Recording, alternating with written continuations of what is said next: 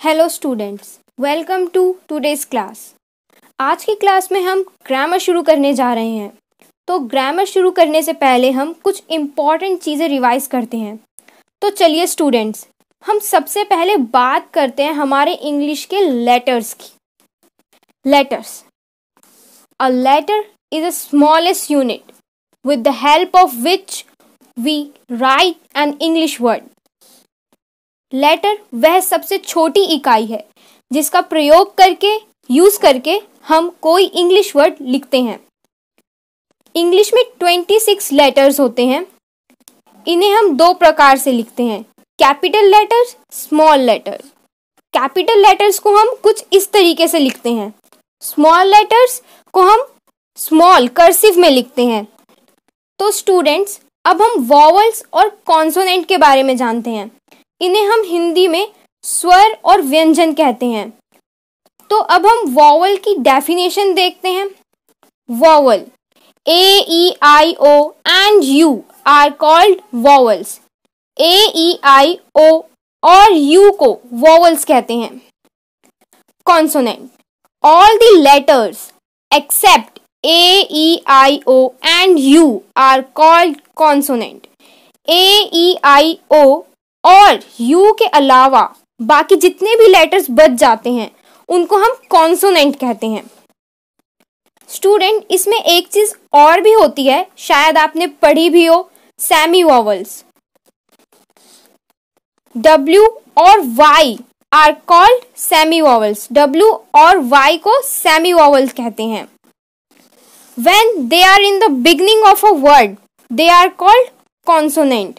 जब ये शब्द के शुरू में होते हैं तब ये कॉन्सोनेंट कहलाते हैं।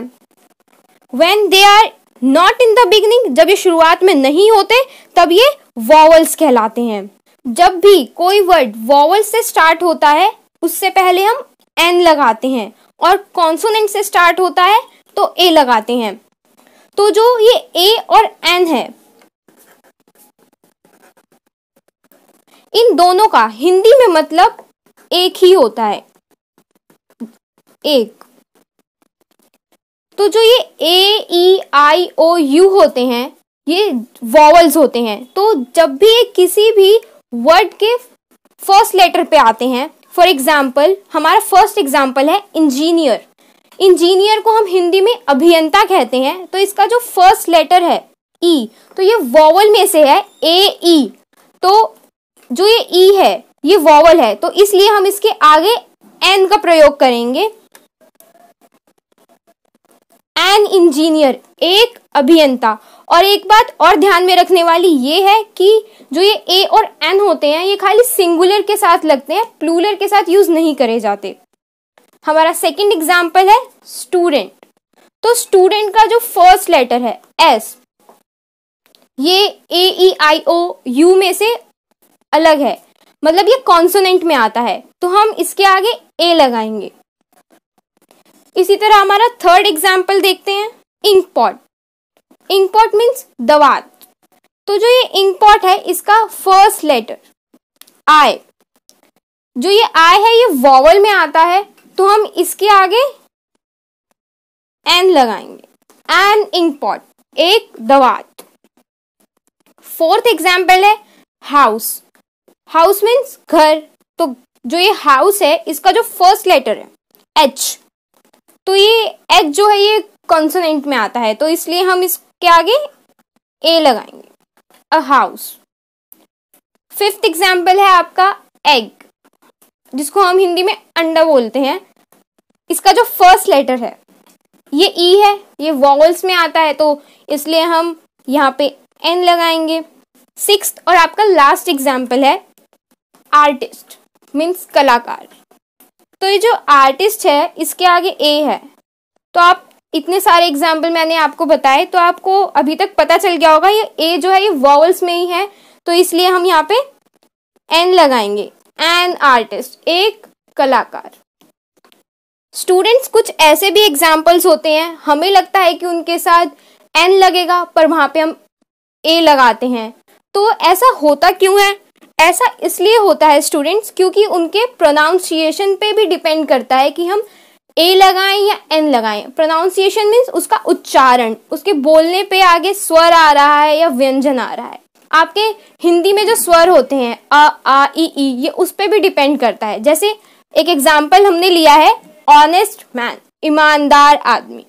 तो जो ये ईमानदार है, ऑनेस्ट, ऑनेस्ट की प्रोनाउंसिएशन में ओ निकल रहा है जो कि स्वर में आता है।